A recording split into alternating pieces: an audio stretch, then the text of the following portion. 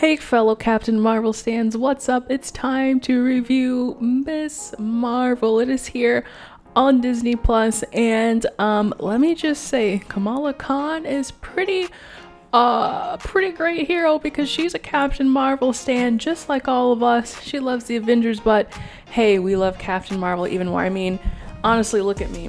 Captain Marvel, her universe jacket, check that out. Okay, it doesn't in there. Captain Marvel Funko Pop, take a look at that bad boy. Okay, it doesn't in there. Captain Marvel Blu-ray DVD. Okay, how many of you guys have this bad boy? Okay, let's get a little more niche. Captain Marvel Hala Star necklace. Shall I go on? I will. Captain Marvel opening day coin. You had to have seen that the very first showing of Captain Marvel. Did you hear that? It was an opening day coin. And if you thought I was done, I wasn't, friends. Captain Marvel boxing gloves from Hayabusa. However you say that. These were sent to me as a gift in 2019. So thank you for them. I can't get over like Captain Marvel boxing gloves. Who am I gonna box? Leave your response down in the comments below. But guys, we're not here to really talk about Captain Marvel. We're here to talk about Miss Marvel, who, as you know, we're going to be talking spoilers for the premiere episode, which just debuted on Disney Plus, talking about this series in the live action adaptation of Kamala Khan, Miss Marvel. So I just want to say I'm in a light mood, I'm in a happy mood because I really enjoyed this first episode of Miss Marvel. Now I came into this with some low expectations, and I apologize to all of the show creators who were involved, because this series is just so fun. It was just so light. It was very comedic. Like, this is probably one of the, like, all of Marvel is pretty comedic, but this one was like, it was kind of like their bread and butter. Like, we're gonna make it a comedy, we're gonna make it a teen show. I thought it was gonna be just, you know, a cheesy Disney Channel Nickelodeon series, but it was quite the contrary. Like, it's obviously not as mature as something as like Moon Knight or maybe like what She-Hulk is gonna be, but it kind of, you know, like, adults can watch it, you know, there's enough for everyone, kind of like Stranger Things. And hopefully I will get to review season 4 part 1 very soon, but it's like Stranger Things because, okay, there are teens in this, it's very teen-centric, kid-centric, but there's a little something for everybody, you know. 7 out of 10 IGN. I think what I really enjoyed most about this was that it was really visually creative. I mean, it was so stunning. I loved all of the, it's very bright, it's very colorful. I love their use of using the screen, the entire screen as their canvas. I mean, just thinking about my favorite was the text message scene between Kamala and her best friend Bruno, right? She's sending him text messages, but they're using the landscape, you know, to show you their emojis and their conversations, and, you know, they're using neon signs, and it's just, it's like you have to be very vigilant about it, but they help. It's so eye-catching though that everything kind of stands out as well. You know, there's one scene where she's just on her bike and she's describing to Bruno like what her costume should be, what her special thing should be for her Captain Marvel costume, and they're showing like on the walls like all these different variations, like Princess Captain Marvel and Zombie Captain Marvel, Doctor Strange Captain Marvel. So it is just a delight to watch, and I think I've told a couple people now it's very Scott Pilgrim-esque. I'm like, I did have that in my notes. It's very Scott Pilgrim-esque in the way that it takes comic, you know, something that has comic book origins and then helps to directly translate that onto film. So I don't know if we've seen like speech bubbles. We've seen like a split screen, you know, they incorporate lots of drawings because Kamala likes to draw and all that. And my gosh, I was just blown away, guys. I'm like on 10 right now.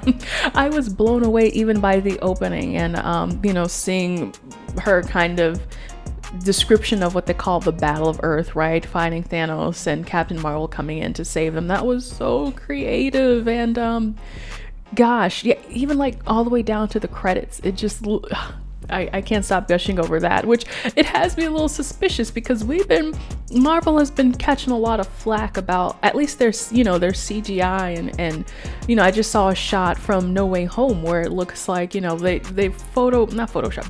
CG'd Tom Holland's face and he looks like something from the 2000s. It looked really bad, and we looked at She-Hulk, and we were like, wow, this is like Uncanny Valley. This looks like a video game. But some simple graphics like this, it's not. I mean, I don't know anything. I don't think it's too complicated, right? To put some text and all of that. So I'm just wondering, like, okay, they have to do this CG for 6 straight episodes or 8. I don't actually know how long the series is, but they're gonna have to do that the whole time. And I'm wondering, so is that where Marvel's CG budget went? They like defunded She-Hulk, which really needed some TLC, and they put it all in Miss Marvel. But I think that's just what makes it all the more wonderful. So I'm gonna hold any judgment until She-Hulk comes out, but this is awesome.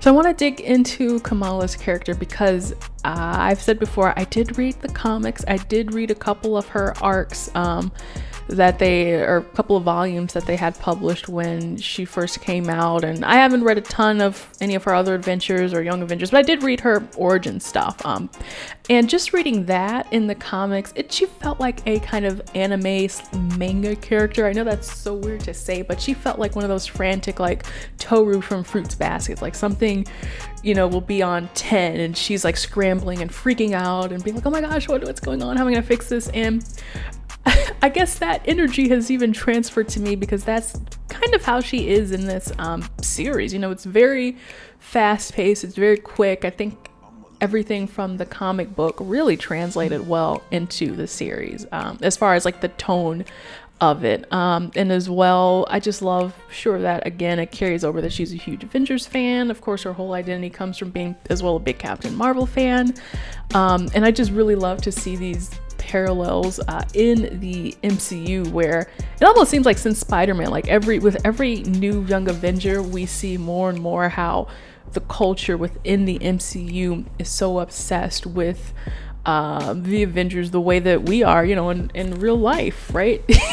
It's like it's kind of like a blurring of the lines, like, oh my gosh, they're fans of Marvel there and we're fans of, what I'm saying? Although I will say, even after all of that, one of my problems still is kind of Kamala's origin story, and I don't know, just the whole idea that they are changing her powers, they are changing her origins. Now, originally when I read the description, they say she attends Avengers Con and she realizes that she has superpowers. So I was like, okay, maybe they're going for the Avengers video game origin where we have this Avengers Day celebration, and then I believe what happens is Terrigen Mist get released, or there's a big battle, and somehow Terrigen Mists are released and some heroes die and stuff like that. I think Cap dies, something like that. But so I was like, okay, maybe there's well, no, that doesn't really make sense because we knew that she's getting the bracelet, which is kind of like her Green Lantern thing, which gives her powers. So I was like, okay, we find out in this during the whole scene where she's at the costume contest and she has her bracelet and she's like pew pew pew all over the place, right? Which is different compared to the comics because it's kind of similar in the way where she sneaks out without her parents' permission to go to a party, and then at that party the Terrigen Mists start going, and it's Terrigen Mists have something to do with my limited comic book knowledge with the Kree, and somehow that got released, and she's our dear Captain Marvel is Kree-ish. And so that kind of at least links those two together, and then we have the formation of the Inhumans and all that stuff. So I'm not entirely sure what they're going to be doing with the Inhumans. I did not watch the Inhuman series. I don't know how much of that is canon. I know we've got like Black Bolt, but that's in another, 2 different universe now, Black Bolts. I'm really rambling here, but it's kind of like, okay, where are we going to be going with Kamala's origins? Because there is a whole thing tied into her with her being able to transform and shapeshift, and by idolizing Captain Marvel, it kind of presents her with this, like, you know, if I'm going to be a hero, am I going to be a brown woman or am I going to be a white woman? And so that was a whole can of worms that she had to deal with. But I mean, ultimately, even with the identity stuff aside, it just seems kind of weird, you know, like if Mr. Fantastic didn't stretch, or like if Wolverine didn't have claws. To me, I'm like, then why don't we just, you know, why even bother in a way? She still can embiggen. We saw in the scene where she was saving Alex or Ashley or Amber or Zoe or, you know, the popular girl, and she stretches and kind of saves her that way. But I don't know, it just feels like she's losing something, and it to me kind of seems like and I hate to call them out, but like the generic kind of lazy, you know, I can shoot laser beams out of my hand. Like, I think that's a easy go-to for Marvel. Even with Scarlet Witch, they're like, oh, let's just have her shoot energy out of her hands. That's kind of easy, right? But I'm like, if we just let Kamala have her powers the way she did, it would be so fun to see how she can use that. And I mean, the comics guys are literally right there, you know, that we've seen how she can defeat villains in the comics, so I don't think it would be that hard. But sure, she can shoot things and create steps to step on. I don't know. I sound really nerdy right now. Oh my god, please make it stop. But hey, let's talk about the mid-credits, post-credits scene. If you watched past the credits, there was a little something after. So let's discuss that as well, because we didn't really get much of a conflict, or like, you know, what's the point of this whole story, right? What are we aiming at here? But in the mid-credit scene, I think that's kind of what we got, which we get the scene where we are with the US Department of Damage Control. And we've seen them a couple of times. We've seen them in Spider-Man Homecoming. We've seen them again in No Way Home. And we have the return of, I have to look this up, Agent P. Cleary, who, if you watch Succession, he's Stewie from Succession as well. It looks like we have a new agent who was just call her Figueroa from Orange is the New Black. You know, she was like the warden. She was having a relationship with the other, you know, if you've seen her, you know her. So these two guys are working for damage control. And as we've seen, like, even though this is a division of S.H.I.E.L.D., and they've been talking about it since, I don't know, it's been formed in 2012, right after the battle in New York. They are not as kind to the Avengers and to the heroes as the original S.H.I.E.L.D. department was. I had to go on the wiki because I was like, yeah, what the heck is going on here? And they have kind of right at the end, they say by 2024, the Department of Damage Control, the year 2024, the Department of Damage Control had transitioned into a federal law enforcement agency tasked with apprehending enhanced individuals along with seizing dangerous and alien artifacts. So I don't think they're gonna want to be recruiting Kamala for, you know, helping them save the world in the same way that we saw them kind of, you know, basically apprehending Spider-Man and Ned and MJ. It's like, you know, it seems like they're gonna want to try to contain her or contain whatever artifact she has before she can run rampant and run loose. So these don't seem like the good guys, and I don't know if this is going to be the main plot of the entire series, them trying to find out who this, you know, Captain Marvel contest person is and tracking her down and stopping her. But I feel like there might be another plot to it. Like, she's going to have to save the day somehow, which leads me to my next part, which is cameos. So I think the big one here is, right, are we going to get a Captain Marvel cameo? And, you know, is she going to help Kamala on her journey or with whatever is happening? And, you know, it could just be kind of like Shazam from DC, where, you know, they're so obsessed with the superheroes, and then all of a sudden the Justice League show up at lunch and it's like, see, I do know the Justice League. Or, you know, like, is she just going to make an appearance in that way? Like, you know, hey, Peter Parker. Or is it going to be like, oh my God, let's save the day? I don't actually think that would be what's going on, especially when we have the Marvels movie coming out, like, what, next year or whenever.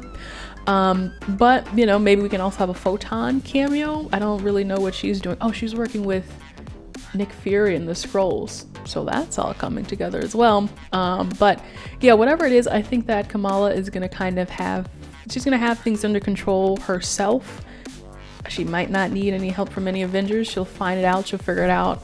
But maybe by the end of the last episode, we'll get a cameo. So I don't know, it's interesting. We'll see where that's going. Anyway, some random musing that I just want to talk about before I wrap things up, guys. I love the G. Willow Wilson Easter eggs, like her name on the plaque on the high school. She was the writer of the comic, as well as kind of the counselor. His initials are GWW. I love the Avengers Con scene. Again, if you've been to any sort of Comic Con, not just San Diego, New York, any Comic Con, seeing people cosplay and dress up, it's fun to see the MCU's interpretation of that, and as well I want to go back and watch every pause during every little second to see the costumes and the cosplay. Like, I really like the Jabari cosplay. That one was really cool, and so I want to kind of just go back and rewatch that. Also, true Marvel fans probably spotted this one during the Captain Marvel costume contest. The judge or the host for that contest was Ryan Penagos. He's also known as Agent M. From Marvel Entertainment. He does a lot of their media stuff. I had the pleasure of meeting him one time at San Diego Comic Con, and I also interviewed him for his favorite, end of the year Marvel goodies for 2020 and what he was looking forward to 2022, along with Lorraine Sink of Marvel. So I'm just gonna plug that interview. You can check out the link down below. Those two are so awesome. It was so awesome to, talk to people on the Marvel side, kind of get into their brain, see what they're all about. But that was really cool to see him making a cameo, actually in the MCU. And, the other thing I really liked when Kamala was planning her plan about how to escape and how to go to the con, and she was wearing basically the actual Captain Marvel outfit, but shrunk down for, Iman's size. It was so cute. And last big thing I'm geeking out about is that it was just announced, and I knew this was coming, that Miss Marvel will be a character at Disney California Adventure over at Avengers Campus, and I am going, guys, in 2 weeks. I really hope she sticks around so I can get a selfie with her or something like that. I think it's gonna be really cute, and I love how DCA kind of rotates the Marvel characters based off of what is on Disney Plus or what's kind of out right now. I really wish I could see the Scarlet Witch.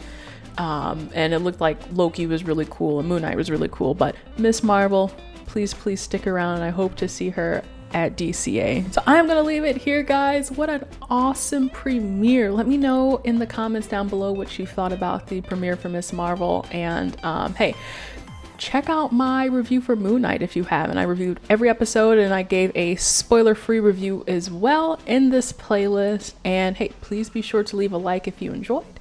Subscribe for more Marvel, and I will see you, Captain Marvel stands, in the next video. Bye.